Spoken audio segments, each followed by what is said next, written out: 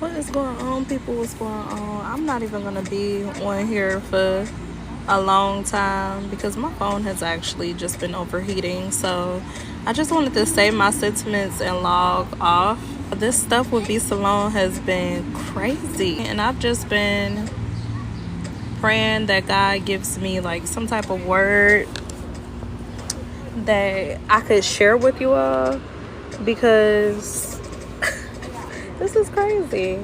I don't want people to go about their friendships or relationships with this feeling of resentment. And also, like, when your friend is prospering, y'all, that don't mean just because you see the numbers, you don't see all the numbers. Like, for me, I have been at the height of just making a lot of money, and that's not the ceiling for me. That's not me saying that, but I've also been at rock bottom, and I will tell you that rock bottom definitely do. Hold on. Rock bottom has a trampoline. yes, it does. Yes, it does. This is written by Charlinda Scales. She is the owner of Mud Sauce, inspired by her grandfather. She has been on Shark Tank. She has done TikToks. She's one of the founders of 6 AAA Kitchen. I just have to drop that in. But and even my proximity to a woman like that, I would never abuse that access. When I know that I don't have the self-control or the capacity to not reach out when God is literally sitting on my chest to say, hey, time out. When you have not exhibited that type of closeness. Hey. My sister worked at Starbucks. She got JoJo 2 cake pops. She don't need one. So and me and sister got one of these. You ever heard of one of these? I have. Thank you. Oh, thank you. Okay. She don't need two. Okay, cool. Thank you. Hi, y'all. Oh, 2 lovely ladies. See, that's why I like being in my energy, y'all, because I don't go around like expecting anything. I just be in my energy to receive. And that's where you have to put yourself in alignment, and you have to put that at, just be nice, just be open. You can't always be expecting things from people. But back to the whole B Simone thing, y'all, I've seen so many posts where people go off on a tangent about their personal experiences, and these people are literally triggered. Like, they are triggered. And so I've just been praying to God that I could give y'all a message where I'm removing myself out of it, right? Because I don't want y'all to see this. This is a real opportunity. Like, this is such a grand opportunity, and not just specifically for Black women, but this is for people that's coming up that need to learn how to navigate spaces where things are changing around y'all. I don't know who it has been offended by a friend. Might have thought that they shown up for you in one aspect and they didn't. I don't know who need to hear this. B Simone had her friend come up on her podcast, sitting on her podcast couch. Well, they were in a hotel room, but nonetheless, it was on her podcast. And her friend was like, hey, I had to sit back and watch you give other people money. And of course, she was referring to her old host, co-host of the Know For Sure podcast. And she was saying, while I was struggling financially. And B Simone kind of just sat there, and she was just like, Jesus. And she was just like, yeah, I was on Medicaid, my car got repossessed, my kids was on food stamps, all this, and the third. Well, the whole time B Simone sat there and she was like, Jesus. This is so interesting that all of this will happen and she's going on a fast. Do you really think reality shapes us, or we shape reality by how we see ourselves? I think that we shape our reality by how we see ourselves. What is in you is gonna come out you. That's one thing for sure. While the seasons change, you could still be somewhere stuck mentally, and that's where my understanding of where the friend is still, because a lot of the words that she used was bitter and, selfish. And I think that there should be no guilt attached to embracing a moment of change in your life. When God is raising you up for a reason, a season, and a lifetime, right? And connecting you with people for a reason, a season, and a lifetime, you have to understand that certain things are going to fall off. You have to understand that certain behavior, certain things got to go. You can't bring all those things with you. And some people cannot sit with you. So God has a way of revealing things to you when you are on a fast. He does.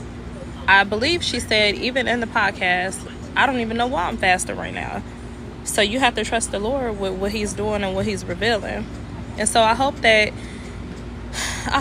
they're, and thank y'all so much for the likes as well, but I hope that this conversation for them doesn't draw a wedge, but brings them closer to whatever reality that they need for their next steps in life. Because of course, each of them are growing, and I do appreciate the fact that B. Simone said afterwards, are you done? Like, I hope you got out everything that you needed to get out. There's just certain ways that you got to go about things. I don't know if it should have been as detailed, but I will say that somebody needed to learn the measure of offense that it could have been. Financial things, and myself and my friends, we don't like to add each other in our finances, but the thing is that when I used to watch the Know For Sure podcast, I used to watch the Know For Sure podcast, and there wasn't an episode that they did not mention Shekinah's name. So I don't know if she was like an assistant or what, but there wasn't an episode that she didn't mention her name. And so I'm not sure if she was on payroll, but I just know that you do not abuse your proximity with expectation. And when you do go on a fast, certain things have their way of revealing themselves. I also noticed throughout the whole podcast interview, B. Simone said, hey, when I'm ready to do something, I'm ready to go, and I have these ideas. And everybody has said this repeatedly about B. Simone, but when she says something, she does it. And so that doesn't go up for validation from others, from outside sources. The conversations that you have with God, you have those with God alone. And sometimes you got to move without announcing. But the thing was that the friend Shekinah kept mentioning, I'll just be like, oh my God, what you doing? Oh my gosh. And I wish that they would have touched base on more of that. But I feel strongly that, and this is somebody that's going through it, when you are in a season of separation and isolation, God is really using that time so he can speak to you directly. And so that's when the discernment level is going to be raised up higher. And you have to be kind of secretive in the sense of the things that God is telling you to abstain from, whether that be sex, smoking, segs, how y'all say on here, smoking, drinking, partying. You have to be very particular about the things that you are announcing to people, because this wasn't a conference call. So I know that and it's all done for a reason. Like, I appreciated the interview because I love to see people work their relationships out in unfavorable situations as a driving force, that when I come to sharpen you, you won't get cut, and you won't go, and I've had people do this to me, you won't go and announce that, see, y'all, look, she's a bad person, she's a crash out, she did this to me, y'all see her cussing over there, y'all. When I come to sharpen you, you won't get cut. You won't be blinded so much by your own offenses that you project out. This is just a diversion. There was a reason that God did not allow or permit B. Simone to help her during that time frame. And if we think about and we consider what the good book says, every relationship in the book has been somewhat a business ordeal. So yes, Shekinah might have had to sit back and watch B. Simone give and provide to another friend that's no longer her friend anymore, but that friend was also her business partner on a podcast that she was getting paid from. Y'all have to understand that, and don't let that go over your head. So how am I gonna pay you if this person that I'm co-hosting this podcast with is not gonna be financially and unrested spiritually and mentally if I can't help them? So when you tell a story, we gotta realize that we see a third, and not even that, because we don't know these people for real. But when you tell a story, you gotta tell all of it, and that comes with the confidentiality of someone else's story. Y'all can't try to persecute people. Y'all can't, because one thing that you might see as a mistake and as a character fault is actually God's blessing. There was a reason that she couldn't bless her. In that moment, maybe it wouldn't have came from the right heart posture. And sometimes when you help people, y'all, sometimes people hate you for helping them. Sometimes people can't stand you for helping them. They be like, you think you all of that? You think you all of that? You think you got some type of God, savior complex because you helped me out that little situation? That wasn't nothing.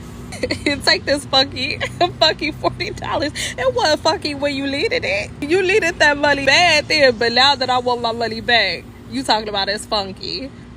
Y'all better stop. Stop trying to expose people and y'all just hide from yourselves for real. And I'm gonna say, because I've been on the phone with a homegirl talking about a man got to do this and that and the third for me. Good afternoon.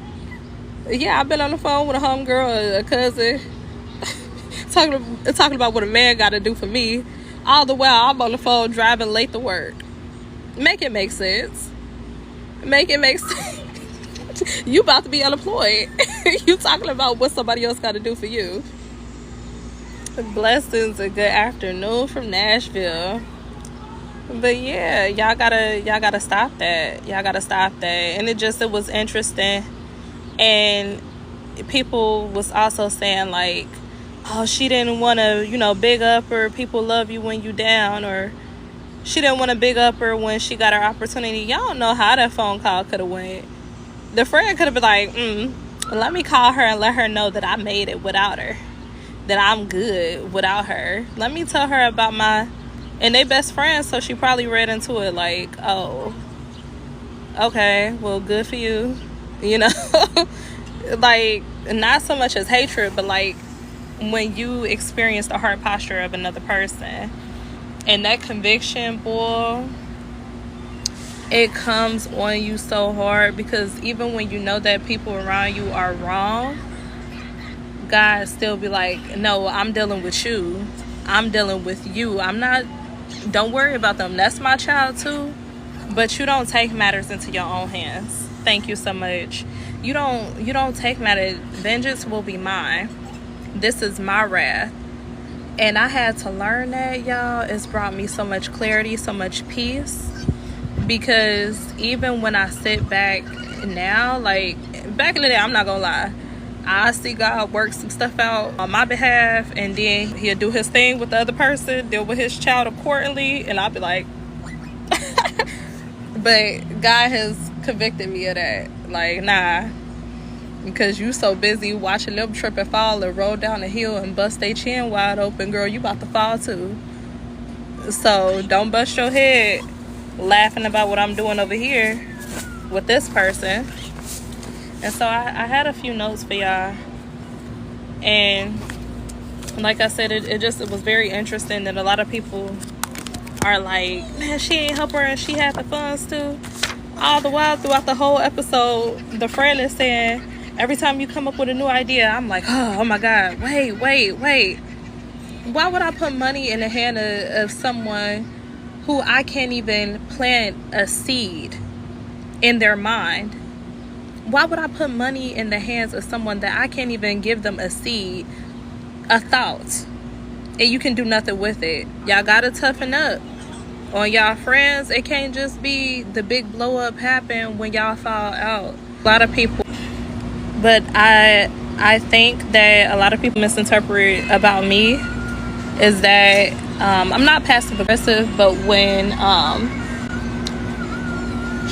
I see such a higher perspective and such an ecosystem, that my motivation is to make sure that we are a well-oiled machine.